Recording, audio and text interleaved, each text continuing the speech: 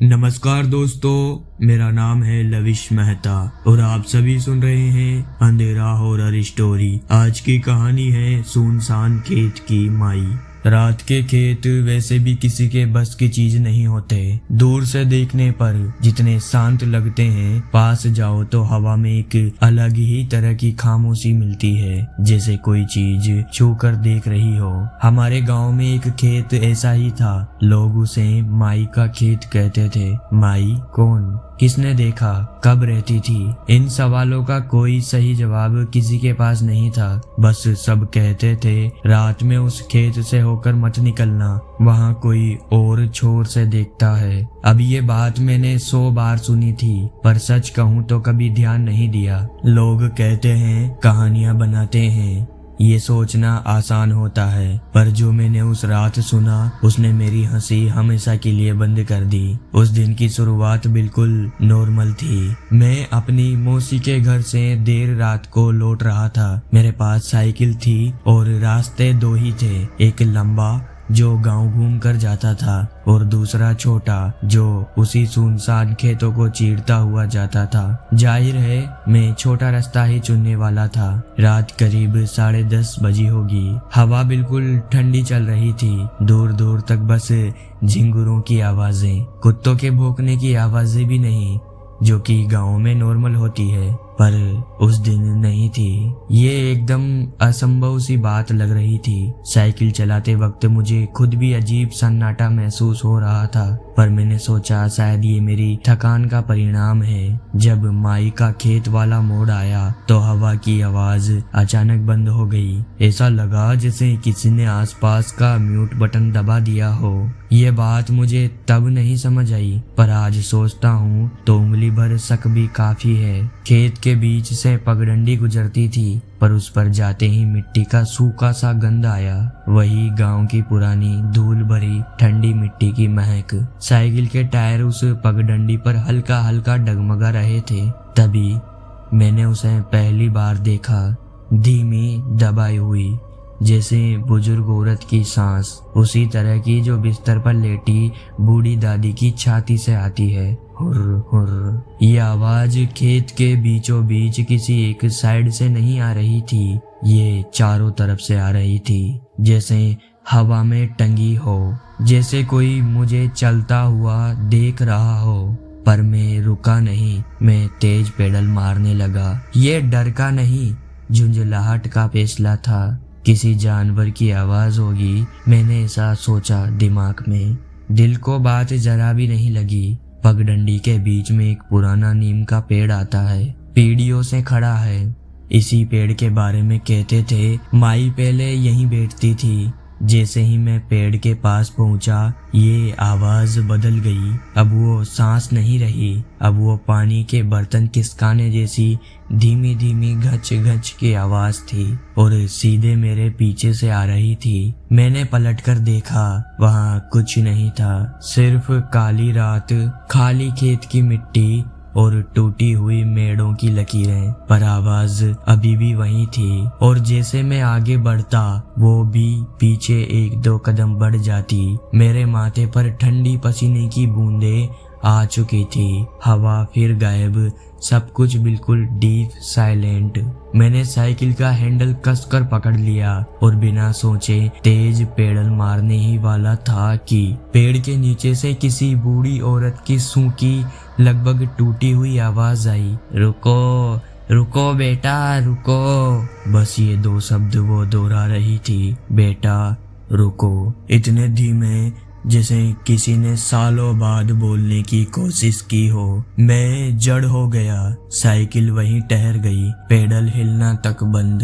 उस आवाज में कोई चीख नहीं थी, कोई डराने की कोशिश नहीं, बस एक अजीब सा हमेशा का दर्द। ऐसा लगा जैसे किसी बहुत अकेले इंसान ने सदियों बाद किसी को देखा हो। और अगला सेकंड मेरी रीढ़ ठंडी हो गई, क्योंकि आवाज दोबारा आई, इस बार वही और ज्यादा पास से, तेरे घर के सामने आज भी बैठती हूँ मैं। उसकी आवाज पास थी, इतनी पास कि लगा कोई मेरे कान के पीछे झुक कर बोल रहा है, लेकिन चारों तरफ सिर्फ अंधेरा था। नीम के पेड़ की परछाई भी जमीन पर हिली तक नहीं। मेरे हाथ साइकिल के हैंडल पर जमे हुए थे, ऐसा लगा जैसे उंगलियों में जान ही नहीं बची। सांस रुक रुक कर आ रही थी और कानों में कुछ अजीब सा दबाव, जैसे हवा सुनने से मना कर रही हो। उसने फिर कहा, रोज बैठती हूँ तेरी दादी के बराबर उसी चबूतरे पर। ये सुनते ही मेरे पेट के अंदर कुछ सिकुड़ गया। चबूतरा? मेरे घर के सामने दादी के बराबर? बचपन से मैंने उस चबूतरे को खाली ही देखा था, कभी कोई नहीं बैठा। दादी शाम को हुक्का पीकर वहीं बैठती थी, पर उनके बाजू में तो सिर्फ सूखी ईंटें और टूटी छत की परछाई होती थी। मैंने हिम्मत करके जोर से पीछे देखा, पर वहाँ कुछ नहीं था, बस वही खेत, वही अजीब सा दबा हुआ अंधेरा। पर अब आवाजें बंद थी, इतनी चुप्पी कि साइकिल के हैंडल पर मेरी उंगलियों की पसीने की गिरने की टप की आवाज भी सुनाई दे जाती। मैंने सोचा दौड़ लगाऊं, जितना तेज हो सके मैं यहाँ से भाग निकलूं। पर तभी अचानक नीम के पेड़ के नीचे मिट्टी हल्की सी खिसकी, जैसे कोई भारी चीज उठकर खड़ी हुई हो। मिट्टी की छोटी सी दरार से सूखी धूल उठी और फिर वही आवाज, अब और साफ, इतना डरते क्यों हो? इस बार आवाज में कुछ ऐसा था जो इंसानी नहीं लगा। ये बुजुर्ग औरत की आवाज तो थी, पर उसमें सांसों की जगह खालीपन था। ऐसा खालीपन जो सिर्फ बहुत पुराने भूले हुए लोग छोड़ जाते हैं। मैंने साइकिल उठाई, पेडल पर पूरा जोर लगाया। 1 सेकंड में ही पगडंडी पर दौड़ने लगा। दिल धक धक नहीं, सीधा सीधा घूंघट में बंधे ढोल की तरह बज रहा था। नीम का पेड़ पीछे रह गया, सांसें कंधों पर चढ़ गई, पैर कांप रहे थे, पर दौड़ता जा रहा था। लगभग पगडंडी खत्म होने को ही थी कि अचानक मेरे कान में बर्फ जैसा ठंडा एहसास हुआ, जैसे किसी ने बहुत धीरे से मेरी गर्दन के पीछे उंगलियां रख दी हो।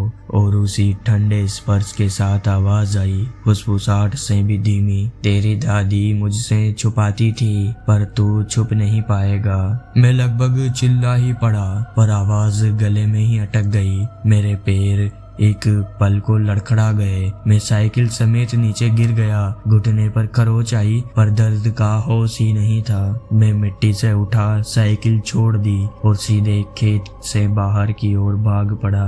अब पीछे देखने की हिम्मत नहीं थी, बस भागता रहा, जब तक कच्चे रास्ते की जगह गांव की कच्ची गलियां दिखाई न देने लगी। शरीर कांप रहा था, सांस टूट टूट कर आ रही थी। गांव की पहली बत्ती के नीचे मैंने रुककर पीछे देखा। खेत अंधेरे में वैसे ही शांत पड़ा था, जैसे वहां कभी कुछ हुआ ही न हो। पर एक बात साफ थी, आवाजें अभी भी मेरे कानों में गूंज रही थी। मेरी दादी मुझसे छुपाती थी। मैं घर पहुंचा तो देखा दादी चबूतरे पर नहीं थी, अंदर लेटी थी और उनका चेहरा बिल्कुल पीला, जैसे किसी ने उनका सारा खून खींच लिया हो। मैंने पूछा, दादी आप ठीक हो? उन्होंने मेरी तरफ देखे बिना दीवार की ओर देखते हुए धीरे से कहा, तू आज उस खेत से आया है? मैं वहीं ठिठक गया। मेरे पैरों की सारी ताकत जैसे नीचे जमीन में उतर गई। दादी की आवाज कांप रही थी, पर गुस्सा